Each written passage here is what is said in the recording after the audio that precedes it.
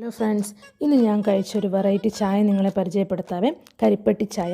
കരിപ്പട്ടി എന്ന് വെച്ചാൽ പനയുടെ നീരായിട്ടുള്ള പതനീരുണ്ടല്ലോ, അതിലൊരു കെമിക്കൽസും ആഡ് ചെയ്യാതെ ഈ പതനീര് കുറുക്കിയാണ് കരിപ്പട്ടി ഉണ്ടാക്കുന്നത് കേട്ടോ. പ്രധാനമായും തമിഴ്നാട്ടിലാണ് ഇത് ഉണ്ടാക്കുന്നത്.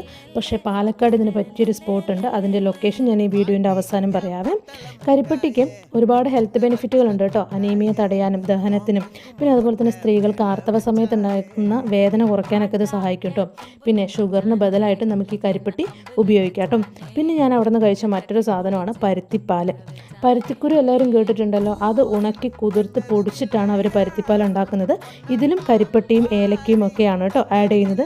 ഈ പരുത്തിപ്പാൽ കുടിക്കുന്നത് മൂലം നമ്മുടെ ശരീരത്തിൽ തണുപ്പ് നൽകാനൊക്കെ ഇത് ഹെൽപ്പ് ചെയ്യുന്നുണ്ട്. പ്രസവിച്ച സ്ത്രീകൾക്കൊക്കെ ഇത് നല്ലതാണ് കേട്ടോ. അപ്പോൾ ഈ പരുത്തിപ്പാലും കരിപ്പട്ടീൻ്റെ ചായയും കോഫിയും സ്വീറ്റ്സും എല്ലാം കിട്ടുന്നത് നമ്മുടെ പാലക്കാട് കോട്ട റോഡിലുള്ള കരിപ്പട്ടി ഹൗസിലാണ്.